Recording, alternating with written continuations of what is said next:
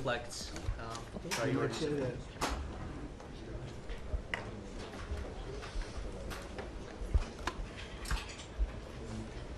Good job. I watched you on Okay. television.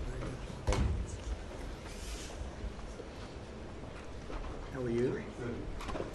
Well, thank you very much. We're going to have a little session today on the ambassadors. It's a group of people that were selected. They're doing very well. They're very far along in the process.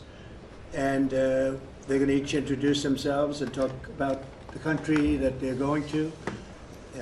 They might say a little bit about themselves also, because people are very interested in that. We're also going to sign right now some executive orders, and Will, if you would come forward. Yes, sir. I'll start thinking about signing them, right?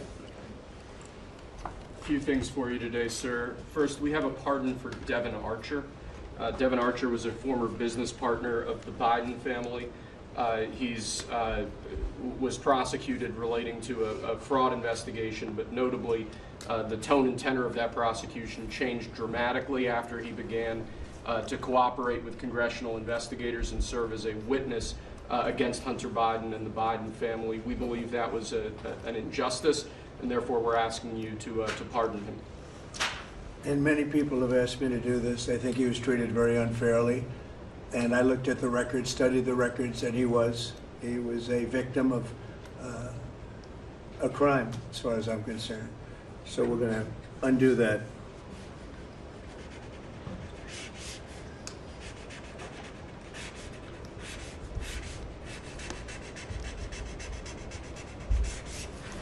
All right. That's Devin Archer. Congratulations, Devin. Next, sir, we have a presidential memorandum for your attention. This memorandum requires the immediate declassification of all FBI files relating to the Crossfire Hurricane investigation. This was obviously one of the instances of the weaponization of law enforcement powers of prosecution against you and others. We believe that it's long past time for the American people to have a full and complete understanding of what exactly is in those files. Which gives the media the right to go in and check it. You probably won't bother because you're not going to like what you see. But this was total weaponization. It's a disgrace. Should never happen in this country. But now you'll be able to see for yourselves, all declassified. Is that correct? Would you Yes, sir. say? All declassified? Yes, sir. Everything? The FBI file with there's a classified annex, but other than that, this will put everything in the public eye. Is anybody going to look? Huh? What about you? You going to look?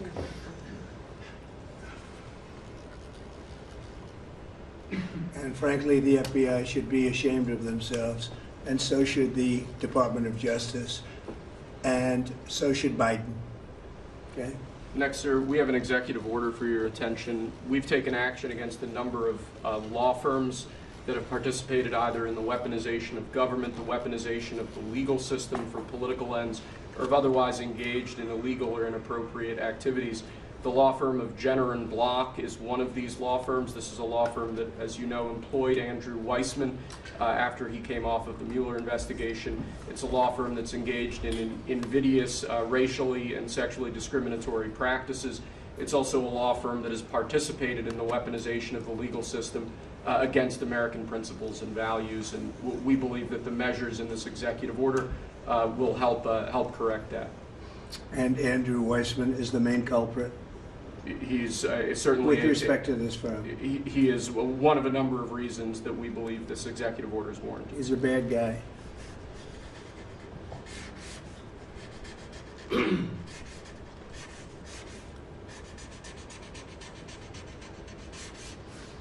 Okay.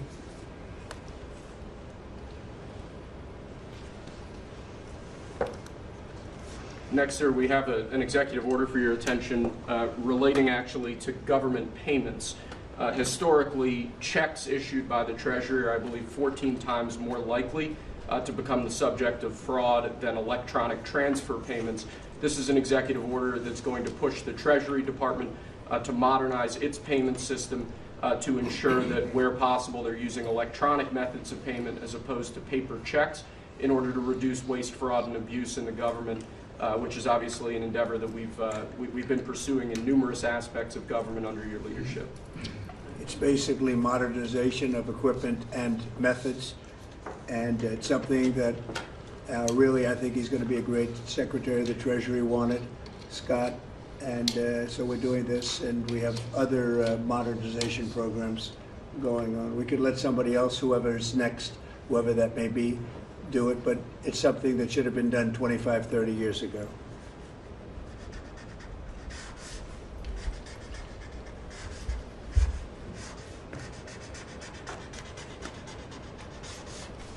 Okay.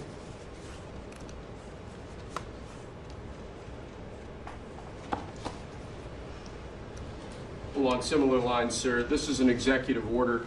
We're calling it Protecting America's Bank Account.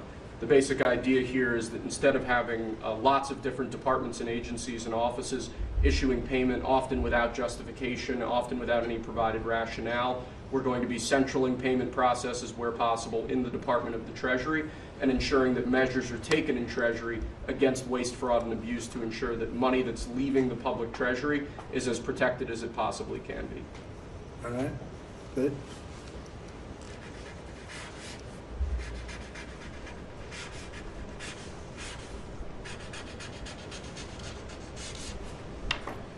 Many of these things should have taken place decades ago or longer. Lastly, sir, we have an executive order for your attention on the very important subject of election integrity. We believe that this executive order is the farthest reaching executive action taken in the history of the Republic to secure our elections. Among numerous other aspects of this executive order, this is going to cut down on illegal immigrants on the voter rolls, ensure that the Department of Homeland Security and the data that they have available is being fully weaponized to ensure that illegal immigrants aren't voting. This will include a citizenship question on the federal voting form for the first time. This executive order instructs the EAC to cut federal funding to states that don't take reasonable steps to secure their election. This calls on the Department of Justice to vigorously prosecute election crimes, particularly in states that we don't believe are in compliance with federal law around election integrity. I could go on for a while, sir, but the compliance with National Election Day rules, cracking down and investigating and prosecuting foreign interference in our elections, revoking President Biden's Executive Order 14019, which essentially weaponized government to corrupt and pollute our election process. There's a lot in here, but we believe that these are very important steps that we need to be taking as an administration at your direction to ensure that our elections are as secure as they possibly can be. Okay, you all understand that? Yes. Election fraud, you've heard the term. We'll end it, hopefully. At least this will go a long way toward ending it. There are other steps that we will be taking in the coming weeks, and we think we'll be able to end up getting fair elections. Perhaps some people think I shouldn't be complaining because we won in a landslide, but we got to straighten out our election. This country is so sick because of the election, the fake elections and the bad elections, and we're going to straighten it out one way or the other.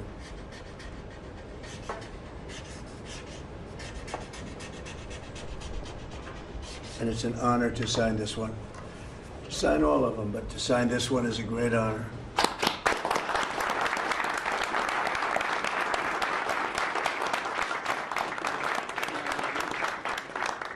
Thank you very much. Sorry, sir. So we're going to go around the room a little bit quickly, and we're going to introduce these very outstanding people. They've had, in all cases, outstanding careers. They're very incredible people that are going along as rapidly as the system can go along. We're ahead of, I guess, anybody else thus far. So I want to thank John Thune. He's done a very good job, and the whole Senate. We're being delayed as much as possible by Democrats, but that's standard. It gets to be just standard. But the process is moving along very quickly. So, Sergio, just say hello, and then we'll introduce everybody. Absolutely. Sergio Gorham, Director of Presidential Personnel. It's been an absolute pleasure getting to know every one of you every step this way. As the President said, we're at a record pace. We have more nominees today from the Senate than at any previous point, over 70, and that's a record in 2 months. And we're proud of that, and we're determined to ensure the world has America First patriots in all of our posts. Charles Kushner. I'm going to France and Monaco, and I'm proud to serve under the greatest president of our country. Very proud to serve. Thank you, Chair. James Blair, honored to work here in the White House as Deputy Chief of Staff. And Mr. President, I think that all of these successful people would want to go serve the United States under your leadership as a testament to your vision and leadership. Thank you, James. I'm David Perdue. I'm going to the People's Republic of China. It's my honor to represent President Trump, people of America, represent our interests and values in China. I'm Leah Campos. I'm going to represent the President in the Dominican Republic. Mr. President, thank you for the honor to serve you in the Dominican Republic. Thank you. Thank you. Mike Welch, National Security Advisor. Look forward to working with every one of you on behalf of the President, his leadership, and the American Thank you. people. John Arrigo. I am going to the Republic of Portugal, and I'm very excited to do so and serve on what I consider one of my closest friends and one of the best presidents this country has ever had. Thank you. Kevin Cabrera, nominated to be Ambassador to Panama. It truly is an honor, President, to be part of your administration. Thank you. Tom Barrett, nominee to the Republic of Turkey.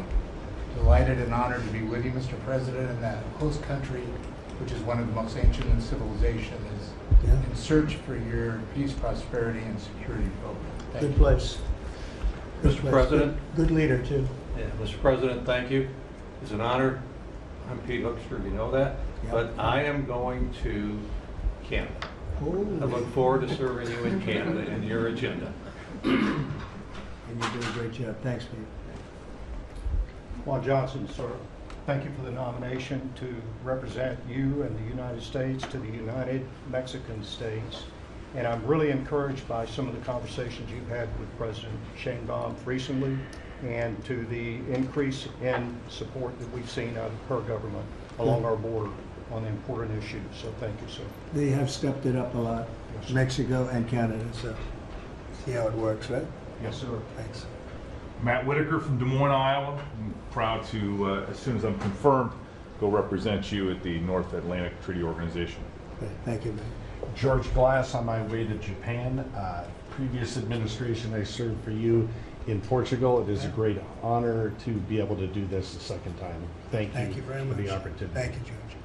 President Trump, my name is Ken Howry.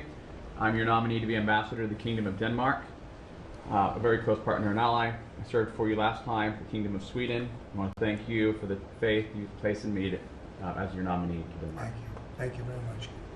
President Trump, thank you for the honor of a lifetime. My name is Stacy Feinberg, and hopefully I'll have the honor of serving in Luxembourg. And I think this is the greatest presidency and the greatest time in history, and it's all because of you. Thank you very much. Nicole McGraw, nominated to serve in Croatia, and it's such an honor to be here with you today and to serve you and the American people. Thank you. Thank you very much. President Trump, thank you very much for your nomination to the Republic of Chile. And let me tell you, Border Patrol agents are so thankful for everything that you've done for them. But That man knows more about the border than anybody, I want to tell you. Thank you. President's a great honor. Thank you very Thanks. much. Good Good luck. afternoon, Mr. President. Brian Birch. If I'm confirmed, I'll be representing you at the Holy See. And Catholics are very proud of your work. Your team is doing an excellent job, so thank you. Very honored to serve. Thank you very much. Mr. President, thank you again for the honor, the greatest privilege. My name is Summer Sparkus. I will serve this great man at the Republic of Malta. Thank you, sir. Thank you, Mr. President. Joe Popolo from Dallas, Texas. Very proud to serve you at the Kingdom of the Netherlands, the very first country to recognize the United States 250 years ago. Thank you. Thank you. Mr. President, if I'm confirmed, I will be representing you in the state of Israel. It will be an extraordinary honor, and you've done more for Israel than any president in any time of its history, and we are grateful. And I'm hoping I'll get to be there by Passover. Thank you, Mike. And Mike is an outstanding guy. They all are. Mike, I think he's going to do wonders for Israel. He actually probably gets along with both sides, and that'll be interesting to see. But the world is watching you, Mike, so good luck. Thank you, Mr. President. Good luck. You're going to do well. Thank you very much. Mr. President, thank you for this great honor to serve the Republic of Italy and San Marino. I'm so looking forward to going over there and working with that great ally, and for the pleasure to serve you Your staff has been great working with us and have done a great job, and we really appreciate them. Thank you, sir, Thank for you. pushing this along. And have a good time. A really good time. I'm Warren Stevens from Little Rock, Arkansas, and I have the honor to represent the President and the United States in Great Britain and Northern Ireland, and to be chosen to go to such an important ally of ours is, I know, sir, and I'm looking forward to it, but thank you for the honor. You're going to do fantastically. These are tremendously successful people, and you two guys, and then you add on Mike. I think they have a little more money than Mike, but he's got some other advantages. He's got some other, like upstairs, he's got some big advantages. Yeah, he does. It's very exciting. It's really exciting to have all of you. Would you have any questions, media, for the people that you just saw? So outstanding, and I thought it would be nice to bring them before you. And so if you have any questions, please. I wanted to ask you about the talks in Saudi Arabia. It sounds like you made some progress on the Black Sea ceasefire. Yeah. Could you update us on that? What happens now? So we've made a lot of progress on two fronts, on both sections that we call them sections, but they're much more than that, Russia, Ukraine, and also the Middle East, and we'll see what happens. We're in deep discussions with Russia and Ukraine, and I would say it's going well, but it's a situation we should have never had to even think about, should have never happened. And on the Middle East, that's been going on for a lot of years, centuries and centuries. It just keeps going, and we are making a lot of progress. So that's all I can report. But some very, very big talks are going, and detailed talks are going on right now on both fronts. Mr. President, you said that your national security advisor learned a lesson after a reporter... Wait a minute, excuse me, I didn't pick you. Go ahead, please. Mr. President, the ceasefire agreement that was broken today allows for third-party countries to help implement the agreement. What does that look like, and who's going to be involved? The ceasefire agreement? Yes, the maritime ceasefire agreement between Russia and Ukraine.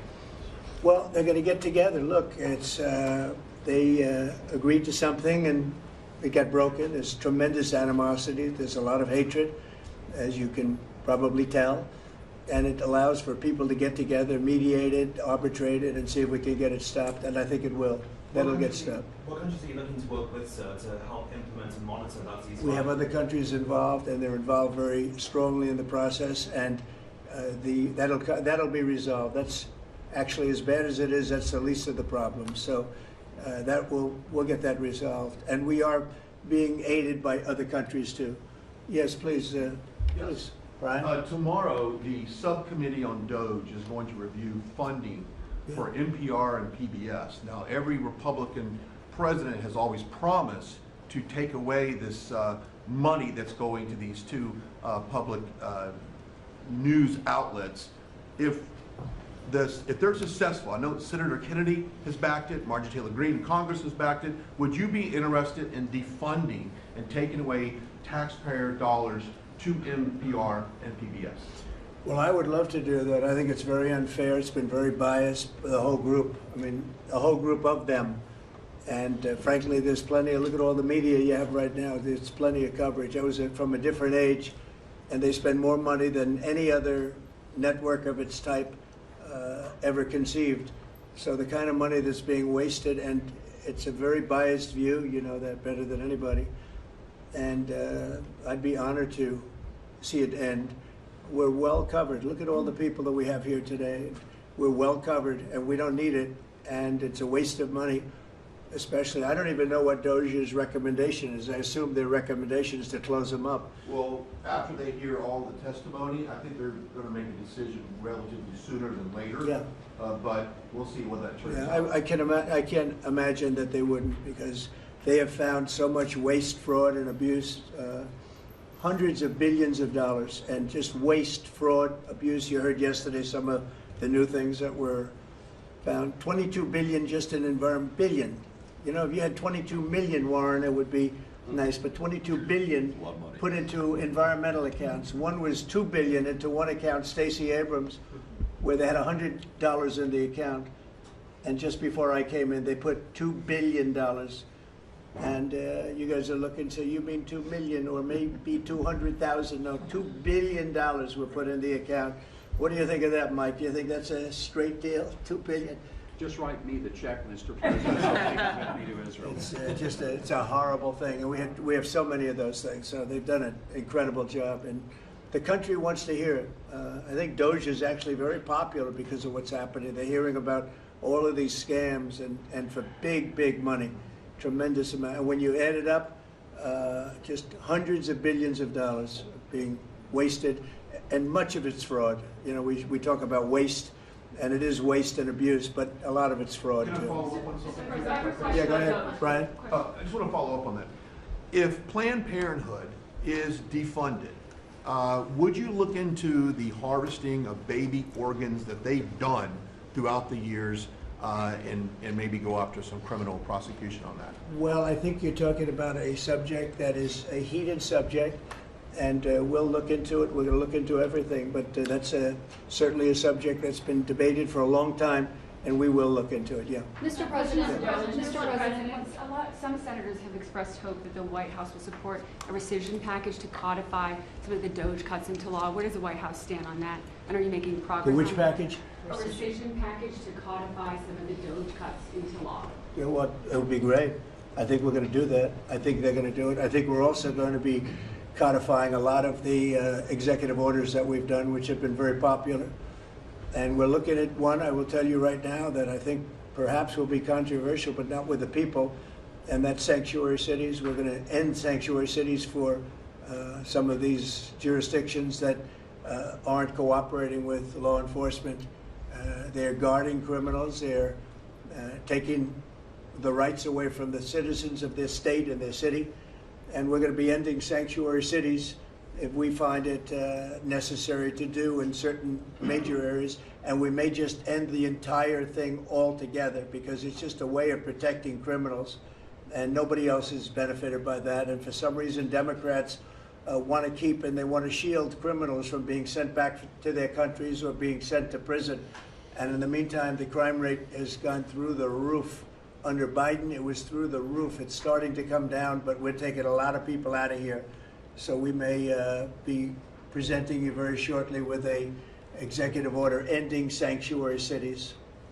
Mr. President, are you going to change any of the practices that your national security officials used after a reporter was inadvertently added to a group chat about attacks on Yemen?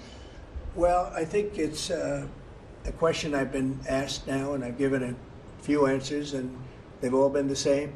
We have an amazing group. Our national security now is stronger than it's ever been. We have had a very successful, numerous attacks on that area. These are people that shoot down ships, not only our ships, ships all over the world. They're shooting down right out of the water and damaging them badly, or they're going down. They're also shooting anything that happens to be flying in the area. We hit them very hard. There was no classified information, as I understand it. They used a app, if you want to call it an app, that a lot of people use, a lot of people in government use, a lot of people in the media use. And I think I'll ask Mike. Mike is here. Do you want to respond to that, please? Yes, Mr. President. You asked about lessons. I think there's a lot of journalists in this city who have made big names for themselves, making up lies about this president, whether it's the Russia hoax or making up lies about Gold Star families. And this one in particular, I've never met, don't know, never communicated with, and we are looking into and reviewing how the heck he got into this room. But I'll tell you what, the world owes President Trump a favor. Under Biden, global shipping was shut down. Pinprick attacks, months between them, our destroyers being fired upon dozens of times.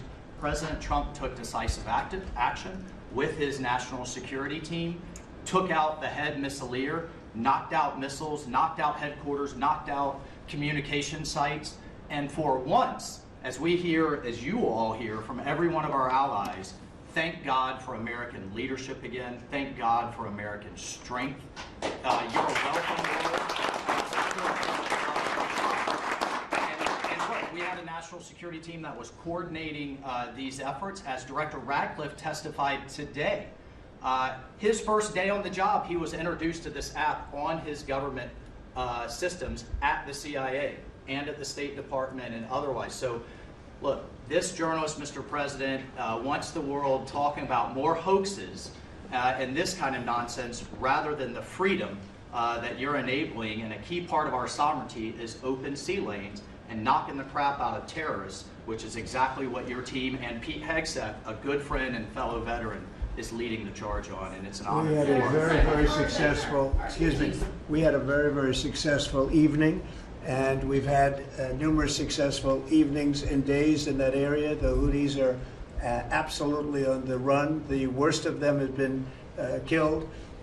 This should have been done a long time ago by Biden, but Biden was an incompetent president. He couldn't do anything. He didn't know where he was going. He had no clue. This guy had no clue. This should have been done a long time ago. As they shoot missiles at ships, randomly shoot missiles at ships, and they make their own missiles. You know, this is not an incompetent group of people. They make their own missiles. They get the missiles also from Iran. It's an offshoot of Iran, another offshoot. You have Hamas, you have Hezbollah, you have the Houthis. You got a lot of stuff going on with Iran.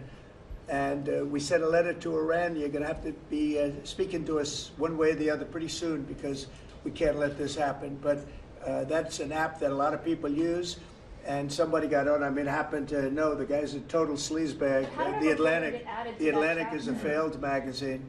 Does very poorly. Nobody gives a damn about it.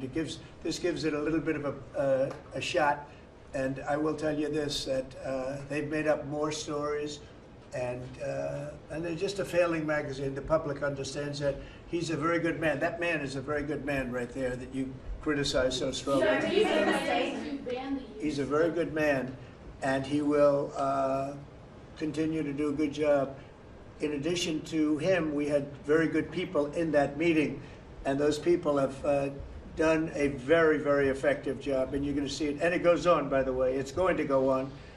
And I think the Houthis wish that it didn't happen, but that's what it's all about. We have to create a safe country, a safe world, and that's what we're doing.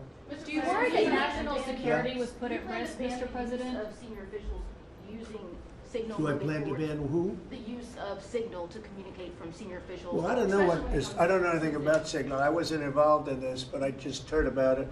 And I hear it's used by a lot of groups. It's used by the media a lot.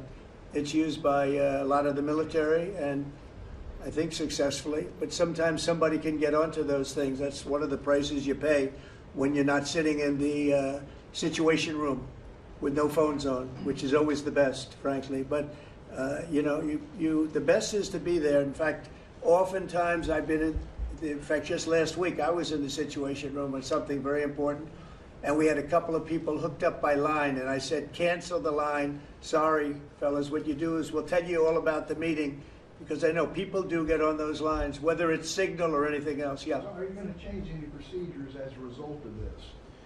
Well, I mean, look, we look at everything, and you know, they've made a big deal out of this because we've had 2 perfect months. We are bringing in business. We have another one announced tomorrow, a big one, very big. Like in the history of our country, nobody's ever seen anything like it. And I think probably a lot of people are saying they started by saying it was the greatest first month that a president has ever had, and I think that's true. And now they say it's the best second month, and they had to find something. And this certainly will look at this, but the main thing was nothing happened. The attack was totally successful. It was, I guess, from what I understand, took place during, and it wasn't classified information. So this was not classified. Now, if it's classified information, it's probably a little bit different. But I always say you have to learn from every experience. I think it was very unfair the way they attacked Michael. He's a good person. The person that was on just happens to be a sleazebag, so maybe that's just coincidence. I don't know. But you are going to conduct an investigation. Would it be a problem if the Atlantic released all the text messages if they're not classified? Well, I don't know. I'd have to ask the military about that, because you know, maybe you wouldn't want that. I don't know. I will say this: that from what I heard, the man that we're talking about, who's not somebody that I don't think most people have ever heard of, he left. He found it very boring, and he left early. He got off the line very early. So I can't speak to it other than that. So he's made up a lot of stories, and you know, I think he's basically bad for the country. But it's a failing venture, very failing venture. They're very upset, and a thing like this is publicity for them. But I don't think we should allow people that are very good, like that man sitting right at the end of the table who's done a great job. We shouldn't allow them to be hurt by it. Mr. President, can I follow up on that? Yeah, go ahead. Are you saying you're okay with the continued use of Signal by administration officials? No, or that's not what I sensitive? said. I said we'll look into it, but everybody else seems to be using it. It seems to be the #1 used device or app, whatever you want to call it, and we will certainly look. If it was up to me, everybody would be sitting in a room together. The room would have solid lead walls and a lead ceiling and a lead floor. But, you know, life doesn't always let you do that. In the meantime, the attack itself that we were talking about and discussing has been an unbelievable success. But you will conduct an investigation, is what you're saying into this. We'll look into it, sure. Who's gonna I lead would that look into it, investigation? sure. I want to Is look that into the FBI or who's anything looking like at that. I would ask them. It's not really an FBI thing. It's really something having to do with security. Security, like, will somebody be able to break in? Are people able to break into conversations? And if that's true, we're going to have to find some other form of device. And I think that's something that we may have to do. Some people like Signal very much. Other people probably don't. But we'll look into it. I think, Michael, I've asked you to immediately study that and find out. If people are able to break into a system, now in this case it wasn't that this attack was going on and nobody found out anything. And again, the person that was on, as I understand it, he left very early because he didn't find it very exciting. But I think it's something you should look into. Yes, sir, we are. We have our technical experts looking at it. We have our legal teams looking at it. And of course, we're going to keep everything as secure as possible. No one in your national security team would ever put anyone in danger. And as you've said, and we've repeatedly said, the attack was phenomenal and it's ongoing. But the media wants to talk about everything else except for the hostages you're getting out of the Middle East, Iran on its back foot, sea lanes getting reopened, peace in Europe. As we just saw today with the Black Sea ceasefire, we were just on with Steve Witkoff, myself, our team in Saudi Arabia. They want to talk about all this other stuff except for your amazing successes and the successes of your team. One of the other things, and sometimes you have to move very quickly, and there are other devices that are very good, but they are very, very cumbersome, and you're not able to use them and from a practical standpoint. So all we can do is find out the best we have with modern technology. They'll probably get better over the years. Yeah, go ahead. Sir, on the Black Sea, so the Kremlin has said that there are several conditions that would need to be met for this agreement to happen. This includes sanction relief for banks and some companies. Did the U.S. agree to all of those conditions that they laid out? They will be looking at them, and we're thinking about all of them right now. There are about 5 or 6 conditions. We're looking at all of them. The White House has said that it's looking into how a journalist got added to that Signal chat. Is it possible that there could be a firing of even a lower mid-level official once that person is identified? About what? About the Signal chat that we've been discussing. We've pretty much looked into it. It's pretty simple, to be honest. It's not. It's just something that can happen. It can happen. You can even prepare for it. It can happen. Sometimes people are hooked in and you don't know they're hooked in. They're hooked into your line and they don't even mean bad by it. But it's not a perfect technology. There is no perfect technology. The really good ones are very cumbersome, very hard to access. And I think we're going to look at, we always want to use the best technology. This was the best technology for the moment.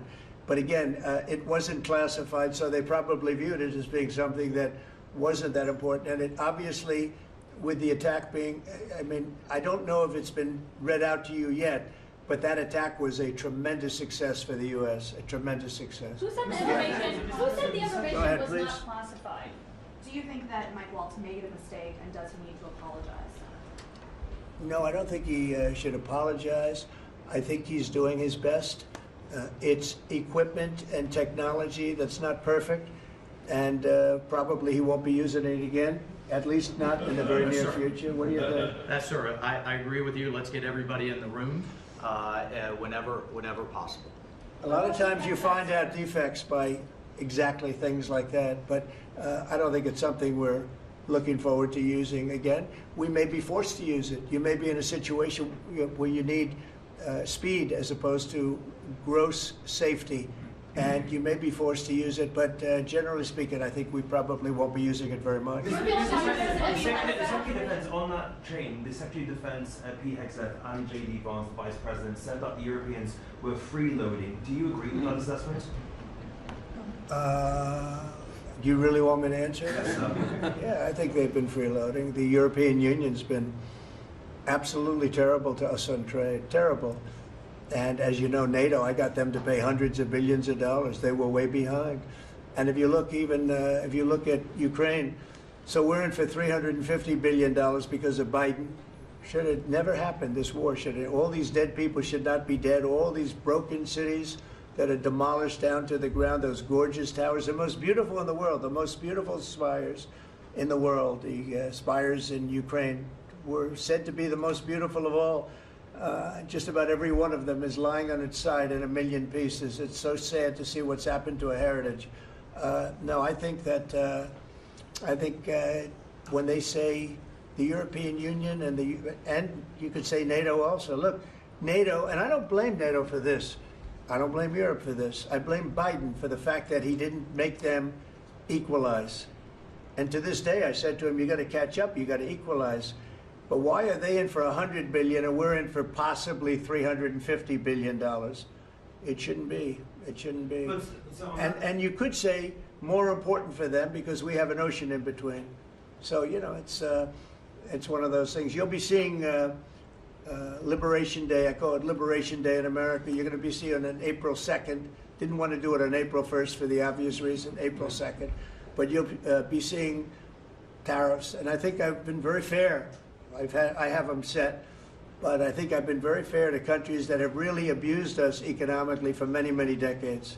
Mr. President, who told you that information was not classified? Another question? Which of your national Please, security go ahead. advisors? Just following up on your comments on the economy, there is reporting that consumer confidence fell for the fourth straight month. What is your message to Americans who are concerned about? Well, I know this, that for the first time in like 50 years, right track, wrong track, we're on the right track. And I think people see that. And if you look at prices, prices are way down. You know, when I first came here, the first time I met with you people officially, they were screaming at me about eggs. I said, I've been here for a week and I'm being yelled at about eggs. Egg prices have come down 45, 50% in the last week and a half. And our Secretary of Agriculture has done a great job, as you know, Brooke. She's done a fantastic job, and others working with her have done a great job. But we brought eggs down at a level that nobody thought we could get at. I inherited that situation, and I inherited a grocery situation. The groceries went way up, an old-fashioned word, but it's a very descriptive word. Groceries have gone through the roof.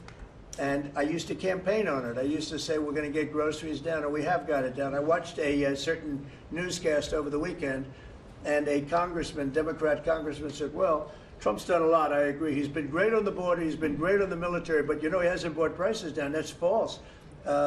Gasoline's way down. Eggs are way down. Groceries are down, very substantially, but down. Almost everything's down. Now, I'd like to see interest rates come down a little bit, and you're going to see billions of dollars, even trillions of dollars coming into our country very soon in the form of tariffs, because we were abused by presidents that, frankly, in all fairness, it wasn't their expertise, but they had no idea what they were doing. Mr. President, you say tariffs will create more jobs here in America. Oh, so yeah, sure. It's which going to states- agree. which It'll states it'll create a lot of money and more jobs. But if you look, so in the last, these gentlemen would know about it, and ladies, because some of the ladies are great businessmen in this room that are becoming ambassadors. Great, really great, top of the line. When you look at the number of companies that have said, like we're close to, I would say close to $4 trillion. We never had numbers like that. The #1 chip maker in the world from Taiwan coming in with $200 billion. We have Apple. Look at Apple. $500 billion. $500 billion. They're going to build plants all over the United States. They were all being built in China. You have many, many companies, and maybe above all, you have the car companies coming in at levels that nobody's ever seen before. We have Honda is opening up one of the biggest plants in the world in Indiana, and many car companies are coming in. We have AI. We're leading China by a lot in AI, and we're going to keep it that way because we've made it very good for them, and we're going to protect them once they're here. We'll protect them through taxes, through incentives, and also through tariffs. Thank you very much, everybody. Thank you very much. Thank you.